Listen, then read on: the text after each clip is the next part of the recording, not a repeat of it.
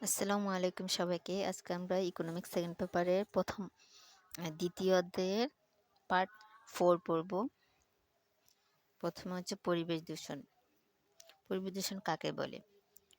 পরিবেশের স্বাভাবিক অবস্থা বিঘ্নিত হওয়াকে পরিবেশ দূষণ বলে। বৈশ্বিক উষ্ণতা, পৃথিবীর তাপমাত্রা বৃদ্ধি পাওয়াকে বৈশ্বিক উষ্ণতা বলে। আমরা এটাও বলতে পারি পৃথিবীর তাপমাত্রা দিন দিন বৃদ্ধি পাওয়াকে বৈশ্বিক উষ্ণতা বলে। জলবায়ু পরিবর্তন। জলবায়ুর উপাদান কয়টি? 4টি। আমরা সেটা জানি। একটা বৃষ্টিপাত, তাপমাত্রা, বায়ু প্রবাহ, বায়ু আর্দ্রতা, এই 4টি হচ্ছে জলবায়ুর উপাদান। এগুলোর পরিবর্তনকেই জলবায়ু পরিবর্তন বলা হয়। জলবায়ুর উপাদান তথা বৃষ্টিপাত, তাপমাত্রা, বায়ু প্রবাহ ও বায়ুর আর্দ্রতার পরিবর্তনকে জলবায়ু পরিবর্তন বলে। পরিবেশ দূষণ, বৈশ্বিক উষ্ণতা, জলবায়ু পরিবর্তন কারণসমূহ। অনেক সময় প্রশ্নের মধ্যে উল্লেখ থাকে পরিবেশ দূষণের কারণগুলো কি, বৈশ্বিক উষ্ণতার কারণগুলো কি, জলবায়ু পরিবর্তনের কারণ। এই তিনটা প্রশ্নের উত্তর একটার মধ্যে পাবেন। মানে যেইটাই আসুক প্রশ্নে, সেটাই, এই তিনটার মধ্যে যেটাই আসুক আপনারা এই উত্তর এগুলাই দিতে পারবেন। এই পয়েন্টগুলো উল্লেখ করলেই হবে। এক, জনসংখ্যা বৃদ্ধি। অধিক জনসংখ্যার কারণে পরিবেশ দূষণ, বৈশ্বিক উষ্ণতা হয়, জলবায়ু পরিবর্তন। কারণ তখন বাসস্থানের প্রয়োজন হয়, তখন গাছপালা কাটা হয়, গাছপালা কেটে বাসস্থানের ব্যবস্থা করা হয়, এতে পরিবেশ দূষিত হয়। তারপর বৃক্ষ নিধন, এই যেটা বললাম, বৃক্ষ নিধন করা মানে গাছপালা কেটে ফেলা হয়। অপরিকল্পিত নগরায়ন, শহরায়ন হয়। অনিয়ন্ত্রিত স্যানিটেশন ব্যবস্থা, স্যানিটেশন মানে আপনারা সেটা বুঝেন, এই ব্যবস্থা। তারপর যানবাহনের কালো ধোঁয়া, শিল্প কারখানার নির্গত বজ্র পদার্থ, মানে বিভিন্ন বড় বড় শিল্প কারখানা থেকে যে বজ্র পদার্থগুলো বের হয়, সেগুলো মানে যে বজ্র পদার্থগুলো সেগুলো তো নদী নালা দিয়েই যায়, তো সেগুলোতে পানি দূষিত হয়, এর মাধ্যমে আবার পরিবেশ দূষিত হয়।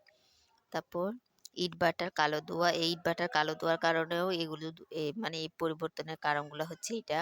তারপর মিছিল, মিটিং, মাইকিং, অপরিকল্পিত বাঁধ নির্মাণ, তারপর কীটনাশক সার, মানে জমিতে কীটনাশক সার ব্যবহার করা যাবে না, এই কীটনাশক সার ব্যবহার করার কারণেও পরিবেশ দূষিত হয়, বৈশ্বিক উষ্ণতা হয়, জলবায়ু পরিবর্তন, এগুলোই হয়। আচ্ছা, এখন আমরা ফলাফল জানবো। পরিবেশ দূষণ, বৈশ্বিক উষ্ণতা বা জলবায়ু পরিবর্তনের ফলাফলগুলো আমরা বুঝাতে যাচ্ছি যে মানে প্রশ্নের মধ্যে যেটাই উল্লেখ করুক না কেন, এই তিনটার মধ্যে আপনারা এই উত্তর পয়েন্টগুলো দিয়ে ফেললেই হবে। সমুদ্র পৃষ্ঠের উচ্চতা বৃদ্ধি পাচ্ছে, জীববৈচিত্র্য ধ্বংস হচ্ছে। সমুদ্র পৃষ্ঠের উচ্চতা কিভাবে বৃদ্ধি পায়? এই যেমন বৈশ্বিক উষ্ণতার কারণে মেরু অঞ্চলের বরফগুলা গলে যায়, তারও এই বরফ গলা পানিগুলো নদী মানে সাগর নদীতে এসে ওগুলার পানির উচ্চতা বৃদ্ধি পায়, সমুদ্র পৃষ্ঠের পানির উচ্চতা এভাবে বৃদ্ধি পায়।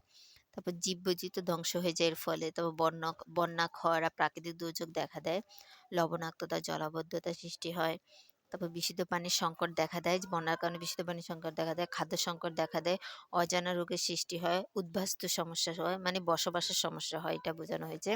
তারপর উৎপাদন হ্রাস পায়। তারপর নদী ভাঙ্গন হয়, পরিবেশের ভারসাম্য নষ্ট হয়ে যায়। এগুলো হচ্ছে পরিবেশ দূষণ, বৈশ্বিক উষ্ণতা, জলবায়ু পরিবর্তনের কারণ, মানে ফলাফল সমূহ। এখন আমরা পড়বো পরিবেশ দূষণ, বৈশ্বিক উষ্ণতা ও জলবায়ু পরিবর্তন নিয়ন্ত্রণের উপায়সমূহ। মানে এগুলোকে আমরা কিভাবে কিভাবে প্রতিরোধ তো করা যাবে না, প্রতিকার করা যাবে। প্রতিকার করব কিভাবে সেটা।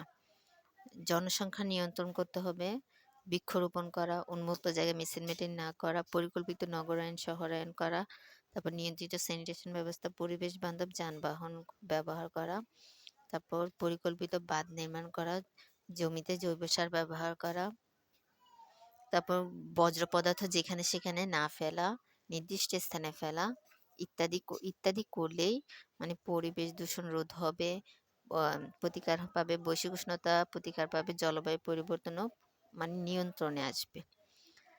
আজকের ক্লাসটা কেমন লাগলো আপনারা কমেন্ট করে জানাবেন। আল্লাহ হাফিজ।